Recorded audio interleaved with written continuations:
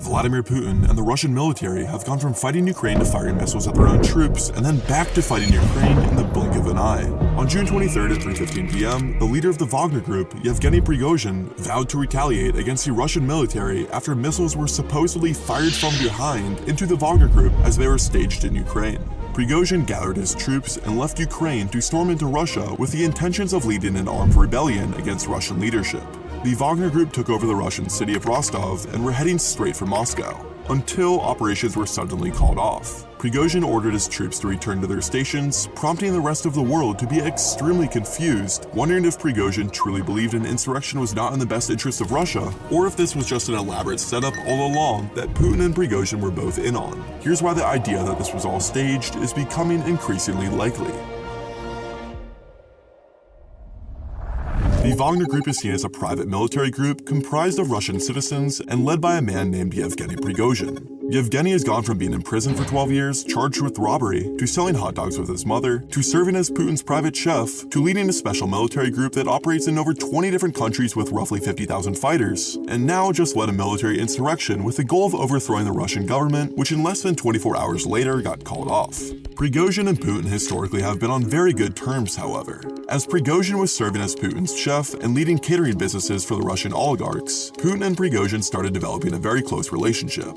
Prigozhin ended up establishing a special military unit called the Wagner Group, which was based in Russia, likely with the financial support from Putin. Putin wanted this special military group for something called plausible deniability. What this means is basically the Wagner Group could do the dirty work for Putin, and then when other countries blamed Putin for the Wagner Group's actions, Putin could just put his hands in the air and say, "That was the Wagner Group, that wasn't me." The Wagner Group mostly acted in secrecy, not wanting to expose their horrific actions and intentions to the public eye, also never mentioning who their leader was. What was very clear, however, was that the Wagner Group had very imperialistic goals. The Wagner Group is currently in 20 different African countries and has more recently started expanding to South and Central America. The Wagner Group has actually been welcomed in many African countries with two main goals in mind. First, these underdeveloped African countries are using the Wagner Group for their security services. African countries don't typically have the military or security to protect their leaders from armed uprisings like Russia does, so the Wagner Group will come into these countries and act as secret service for these African leaders.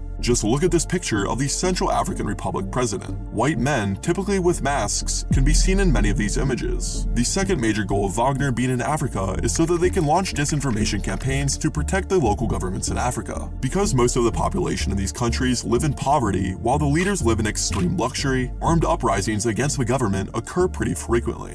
The Russians know a thing or two about disguising what is actually happening in the world and controlling the information that the people hear and see. With the support the Wagner Group gives the elite in Africa, the Wagner Group in return gets to take advantage of the natural resources in these countries. The Wagner Group has made a killing in Africa from mining gold and extracting other valuable natural resources that these underdeveloped countries were never able to take advantage of because they didn't have the infrastructure. With all this added revenue, the Wagner Group was able to scale their military and afford expensive equipment, which ultimately only made Russia an even more powerful nation. With the money that was pouring in, Prigozhin, the leader of Wagner, knew he needed more manpower to operate all the machinery. So where did he look for these men? A place Prigozhin knew very well: prison. Наверное, слышали, ЧВК «Вагнер» называется. Война тяжелая. На всякие там чеченские и так далее. Расход боеприпасов у меня. Первый грех – это дезертирство. Никто не дает заднюю. Никто не сдается в плен. Когда вы будете обучаться, при сдаче в плен вам расскажут 2 гранаты, которые вы должны иметь с собой. Далее, через полгода, уходите домой. Те, кто хочет остаться с нами, остается с нами. Поэтому вариантов вернуться на зону нет никаких. Те, кто приезжает и в первый день говорит, куда-то я не туда попал, мы делаем отметку дезертир, и после этого следует расстрел. Время на принятие решения 5 минут. Когда мы уезжаем, время заканчивается. With this, Prigozhin was able to grow the Wagner Group to the 50,000 members it has today, and it was time to go fight in Ukraine to win back the former Soviet Union land. In February of 2022, Russian forces invaded Ukraine, totally flipping the world upside down and resulting in tens of thousands of lives lost on both sides. Russian forces, with the help of the Wagner Group, were initially making serious ground in Ukraine, given Russia has a defense budget of $65 billion and Ukraine just between $4 and $5 billion. However, Ukraine started developing a strategy and started receiving top-of-the-line weaponry from NATO forces. Most notably, the United States has now aided Ukraine with $113 billion of weapons and resources. With all this money flowing into Ukraine, they've been able to hold off Russian forces just enough to where their entire country hasn't been completely lost. Once Russia stopped advancing and the war seemed more at a standstill, tensions within Russia began rising. Ukraine estimates that over 215,000 Russian lives have been lost due to the war, many of which were part of the Wagner Group, and Russia still hasn't met their goal of taking back the Ukrainian land. This is when the Wagner leader, Prigozhin, started becoming increasingly critical of Russian leadership, arguing that thousands of his men's lives were being lost, while Russian leadership is sitting all nice and pretty in their homes and offices, avoiding the atrocities of war. The head of the Russian Defense Ministry is a guy named Sergei Shoigu, and has been blasted by Prigozhin for poor leadership in the Ukraine war. Just so everything's clear, Shoigu is the head of the actual Russian military, while Prigozhin is the leader of the Wagner Group, both groups fighting in Ukraine. Many say Prigozhin has wanted Shoigu's spot as the Russian defense minister for a while now, and has viewed himself as a better military leader than Shoigu. Shoigu wasn't going to entertain Prigozhin's verbal attacks any longer by cutting off the Wagner Group's ammunition supply in the Ukrainian city of Bakhmut, prompting an even stronger response from Prigozhin. The death toll from the Wagner Group started increasing even more drastically, and Prigozhin had a message for Moscow. Вот это вот парни ЧВК Вагнер, которые погибли сегодня, еще кровь свежая. Сними всех. А теперь слушайте меня, это чьи-то отцы и тем, которые не дают нам боеприпасы. Жрать их потроха, У нас нехватка боеприпасов. 70%. Герасимов! Где боеприпасы? Посмотрите на них! Although ammunition was later delivered, this video of Prigozhin attacking Russian leadership ended up being counterproductive for him, as now the Russian leadership views him as a loose cannon and less loyal to Moscow. Prigozhin didn't seem to care and doubled down, stating that Russia wasn't ready for the counterattacks that Ukraine was about to blow because of the failed leadership from Russia. Russia ended up being able to defend themselves from the Ukrainian counterattacks, and now Prigozhin started looking like a fool. Not to mention, Putin currently has an extremely high approval rating at over 80% in Russia, making himself a hard guy to try and talk poorly about to other Russians. Finally, on June 23, 2023, Russia supposedly fired a missile into a line of Wagner Group fighters in Ukraine, killing thousands of Prigozhin's men. I say supposedly because Russia fully denies this missile launch, claiming Prigozhin is telling this lie in order to stage a rebellion against Shoigu, Putin, and the Russian oligarchs. Regardless of whether this missile launch was true or not, Prigozhin took his men out of Ukraine and led a convoy back into Russia with the goal of taking over Russia and bringing down Putin, Shoigu, and the Russian elites. The world at this time went insane.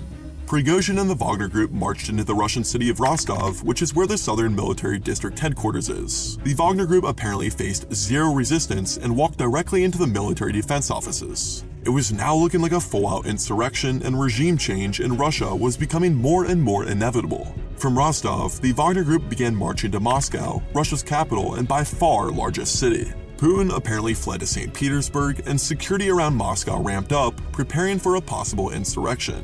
Many started believing that this could be the end of the Ukraine and Russia war. The Russian military was still mostly in Ukraine, and the Wagner Group was in full force marching towards Moscow. With things seemingly about to get ugly, Putin had some words for the Wagner Group.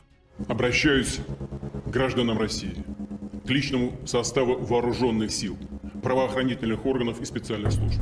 Сегодня еще раз ночью говорил с командующими всех направлений. Обращаюсь и к тем, кого обманом или угрозами Россия сегодня ведет тяжелейшую борьбу за свое будущее, требует единения всех сил, единства, консолидации и ответственности. Любые распри, которыми могут воспользоваться и пользуются, это удар в спину нашей стране и нашему народу. А то, с чем мы столкнулись, это именно предательство. Тот, кто организовал и готовил военный мятеж, кто поднял оружие на боевых товарищей, предали Россию и ответят за это.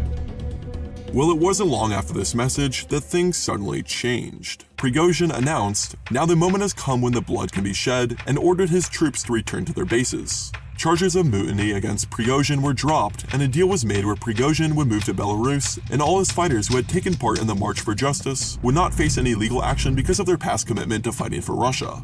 Now, things started seeming very odd. Prigozhin was just leading an armed insurrection into Moscow to take down Putin, Shoigu, and the Russian military, and all of a sudden within 24 hours they reached a peace deal? Many outsiders didn't really know what to believe at this point. Well, many have been speculating a few different reasons for why this insurrection suddenly stopped, some of which actually involve the United States. The first option is that Prigozhin realized he was making a mistake and wanted things to end before it got worse. Prigozhin could have started fearing for his own safety, for his family's safety, or even fearing for the thousands of his men that he was about to lose if the insurrection actually became violent. Second, Prigozhin could have been truly scared by Putin's message and started believing that the Wagner Group stood no chance to the Russian military. After all, Putin has access to the largest number of nuclear warheads in the world at 5,889. The Wagner Group still fights in somewhat barbaric ways in that they just have so many troops and attempt to exhaust the enemy first. A nuclear civil war would be catastrophic for Russia, and especially for Prigozhin's Wagner Group. Third, Prigozhin could have realized that he might not actually have the support that he thinks he does. As mentioned before, Putin has an approval rating of 80%, making him extremely well liked in Russia. And while this number may not seem quite truly accurate, given Russia has a state-owned media and is able to coordinate lies to make Putin look better than he is, just look at this footage from parades and speeches that Putin has given. There's thousands and thousands of Russians who are extremely grateful for their country. It would be extremely difficult for Prigozhin to pull off an insurrection against a leader that is so widely loved within Russia. Fourth, and most crazy of all, this could have been a staged insurrection that Prigozhin and Putin were in on from the start. Many started asking how Prigozhin could go from wanting to overthrow Russia to being back on good terms with Russian leadership and agreeing to just move to Belarus as part of a peace deal. At the end of the day, for as long as this insurrection did last, it was widely non-violent. This strange turn of events prompted many from all over to say things like, how could it be that the Wagner Group just drove from Ukraine to Moscow with no resistance or lives lost? It only makes sense if Putin and Prigozhin remain on great terms, which implies a totally coordinated act. After all, Putin has been supposedly good friends with Prigozhin ever since Prigozhin was his chef 10 plus years ago, so this could have been all a planned fake insurrection from the start. Putin is a notoriously paranoid leader, so by planning this staged insurrection, he could surface any threats in his military leadership by seeing who turns and sides with Wagner. Some took this planned insurrection scenario even further and argued that the United States government could have paid the Wagner Group to try and take out Putin. Before I do a deep dive into this one, I just want to reiterate that this is still obviously speculative and not proven, but some do bring up interesting points that I believe are worth at least talking about. Essentially what many are arguing is that the United States CIA wanted to take Putin out, so they offered a deal to Prigozhin with billions of US dollars if he led an insurrection with the Wagner Group to pull troops out of Ukraine and potentially take down Putin. This would be a win for the United States, as it would appear the over $100 billion supplied to Ukraine actually worked. And even better yet, Putin wouldn't be in charge of Russia any longer, making the United States appear stronger and more powerful than ever. This $6.2 billion number that everyone is throwing around comes from a supposed accounting error that was made by the US government accountants, where they accidentally sent Ukraine an extra $6.2 billion in the past 2 years for their fight with Russia.